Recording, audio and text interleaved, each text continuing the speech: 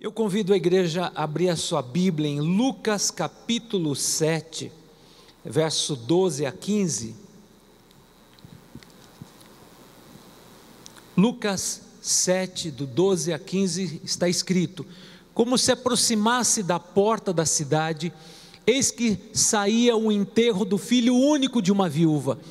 Grande multidão da cidade ia com ela. Vendo, o Senhor se compadeceu dela e disse: não chores.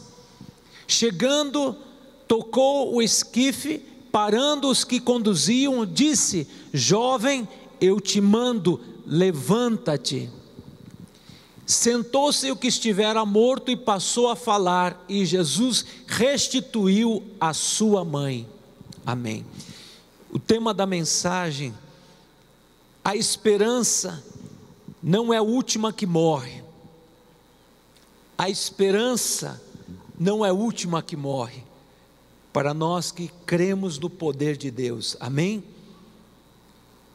A Bíblia relata que uma viúva estava vivendo um momento de caos, de tragédia. Estavam levando a multidão um filho único de uma viúva.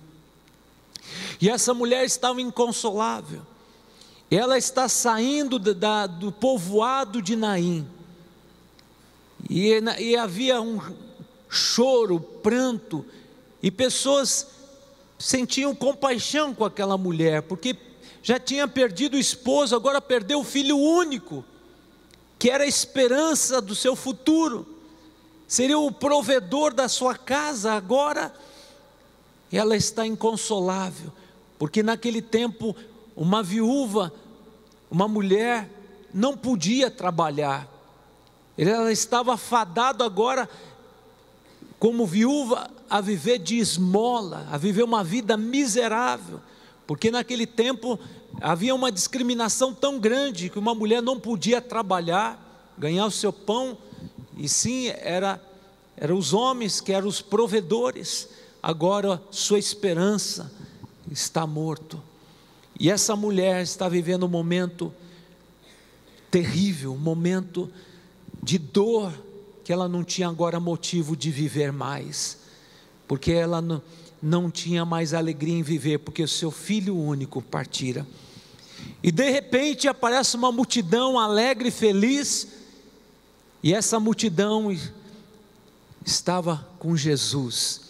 E quando Jesus está entrando nos portões lá daquela cidade, aquele povoado chamado Naim, e vem aquele cortejo fúnebre saindo, porque o cemitério era fora da cidade, e Jesus deixa a multidão alegre e feliz e vai ao encontro da multidão que estava em choro, que estava abatidos, estavam compadecidos daquela mulher que estava vivendo um momento de caos. E Jesus disse para aquela mulher: mulher, não chores. E Jesus toca no defunto, naquele moço que estava morto, e Jesus imediatamente dá uma ordem: moço, a ti te digo, levanta-te.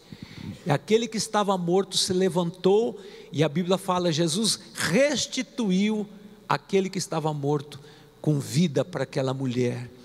E aquela multidão triste, aquela multidão que estava em luto, agora era uma multidão alegre, maravilhados, estupefatos com o milagre de Jesus.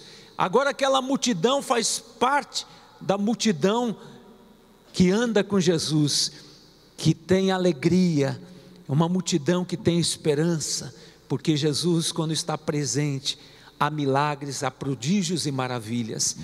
Mas eu quero compartilhar com vocês uma palavra que certamente se aplica na sua vida. Eu não sei que área você está vivendo um momento de luto. Aos olhos humanos parece que o inimigo prevaleceu, a morte ceifou, o espírito da morte veio assolar a tua casa. Ou talvez você está vivendo um momento de colapso financeiro, um momento de conflito familiar, você está à beira do divórcio, Talvez você está vivendo um momento terrível na área emocional, em depressão, em angústia, e você tem pensado até em desistir da vida, porque você não vê uma luz no fim do túnel, e você se sente desamparado, você se sente só, incompreendido, e você não vê solução para a sua vida. Mas eu vejo aqui atitudes de Jesus diante do sofrimento dessa viúva. Primeira verdade que eu quero compartilhar com a igreja, que Jesus viu o sofrimento da viúva. Queridos e queridas, Jesus ministrou uma cura milagrosa para o filho de um centurião romano, que era aleijado, que estava oprimido por demônios. E agora Jesus sai de Cafarnaum, caminha 40 quilômetros, foi dirigido pelo Espírito Santo para chegar numa aldeia, num vilarejo pobre, miserável, num lugar distante, e Jesus foi para alcançar uma viúva que não conhecia Jesus, que ela estava vivendo um momento de caos, um momento de tragédia. Jesus vai ao encontro de uma mulher, e eu quero te dar uma boa notícia, a despeito da tua pequena fé, Deus tem um milagre para você. Assim como Jesus, ele saiu de Cafarnaum, caminhou 40 quilômetros, praticamente o dia inteiro, para chegar no momento certo, na hora certa, para alcançar uma vida miserável, que estava vivendo um momento de tristeza, de dor, de solidão, estava vivendo um momento de uma grande perda irreparável, que para ela era o fim. Mas Jesus veio ao encontro daquela mulher, e hoje o Senhor fala para a igreja: o Senhor está vindo ao teu encontro, a despeito da tua pequena fé, Deus te ama, Deus se importa por você, e Ele tudo vê, Ele conhece a nossa dor, nossas necessidades. Jesus viu o sofrimento daquela mulher.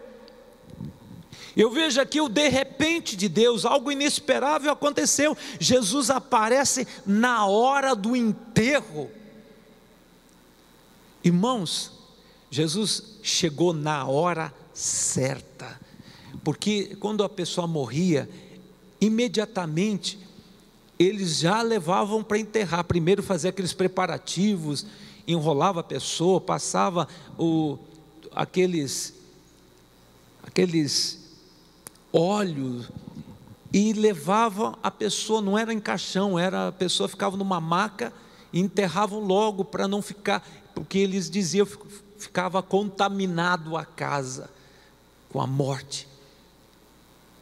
Mas Jesus chegou de tardezinha, era de tardezinha que estava saindo aquele cortejo fúnebre. Jesus chegou na hora. Como é difícil a gente entender, mas Senhor, por que as promessas do Senhor tardam? Senhor, a situação está piorando, eu não vejo resposta, eu não vejo a direção de Deus, eu não vejo o livramento de Deus. Mas meu querido, hoje o Senhor fala para a igreja: chegou a hora do milagre na sua vida.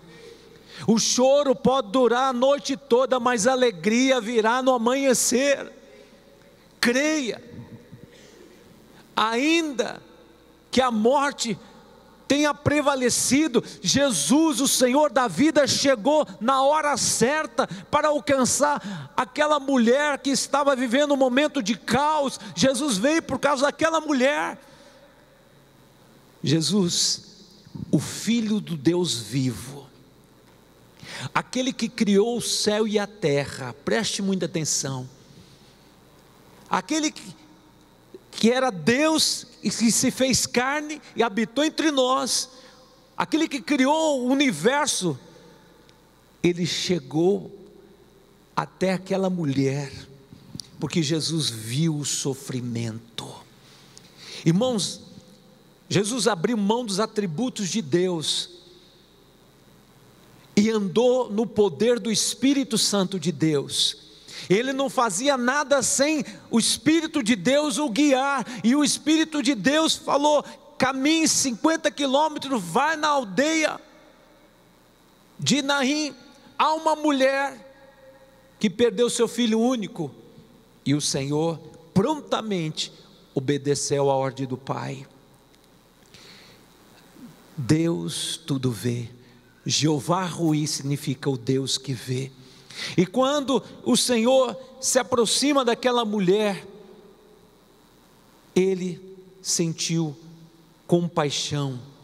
Mas olha o que os Salmos capítulo 94 verso 9 diz: o que fez o ouvido, acaso não ouvirá?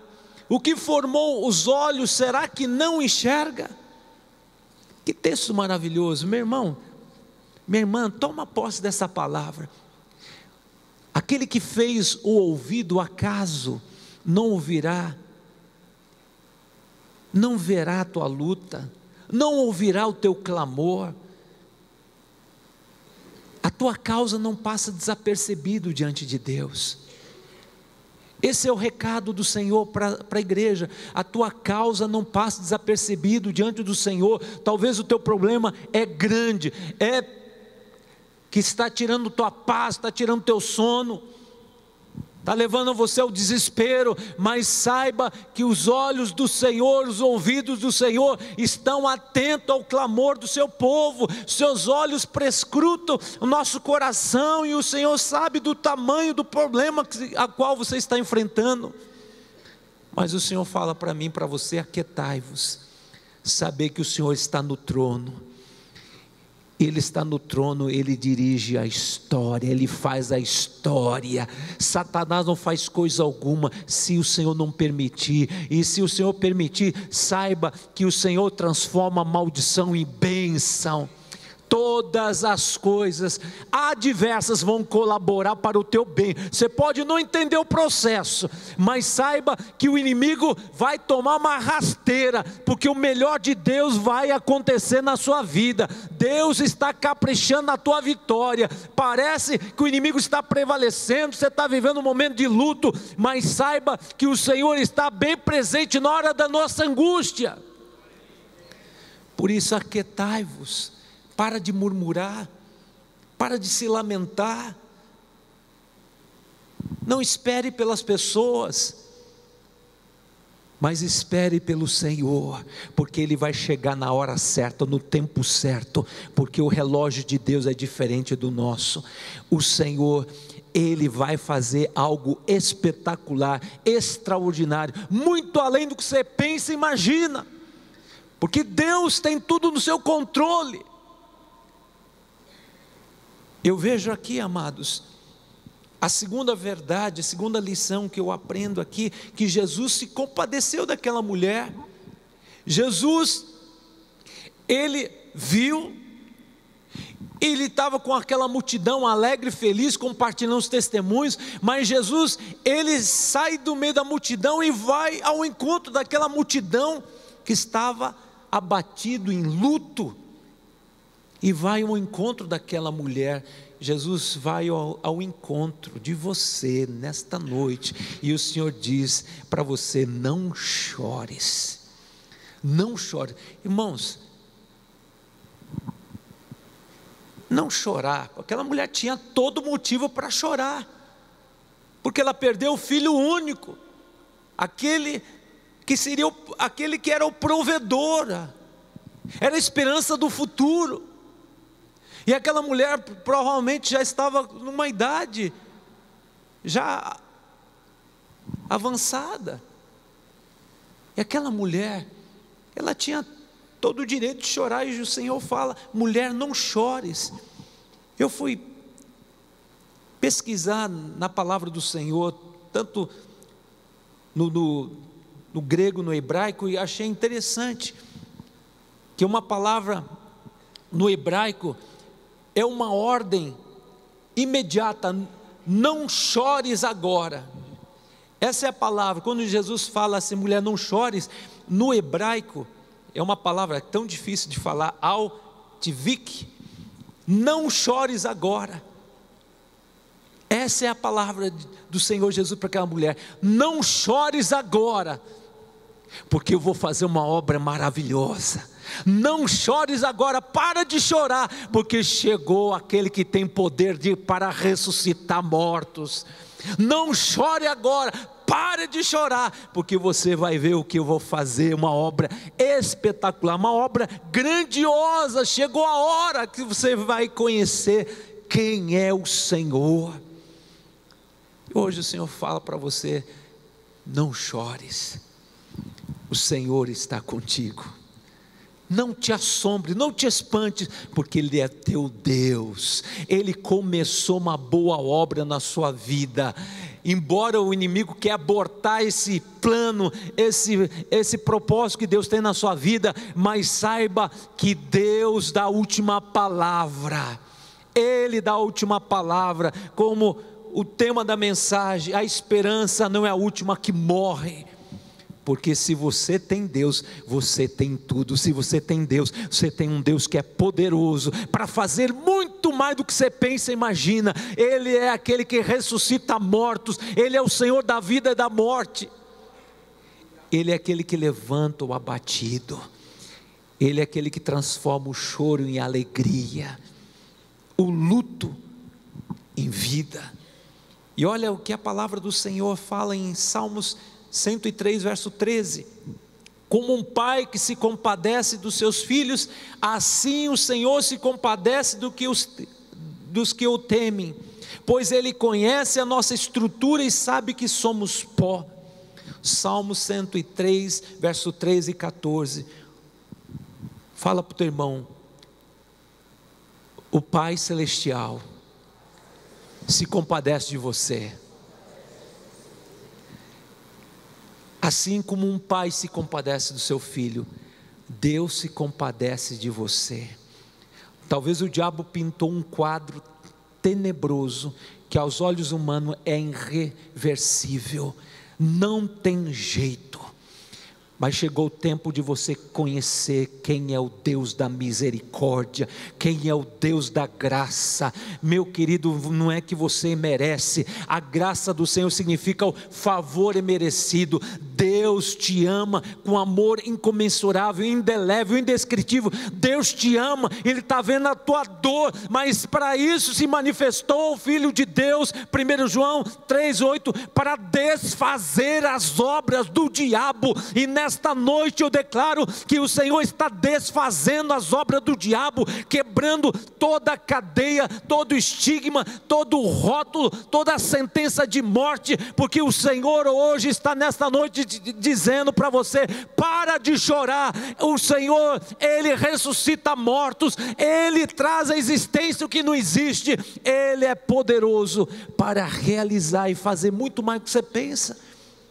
Creia e verás a glória de Deus. Esgotou tuas forças, você fez tudo o que tinha que fazer, agora é hora do milagre acontecer na sua vida, porque o teu socorro não vem de homens.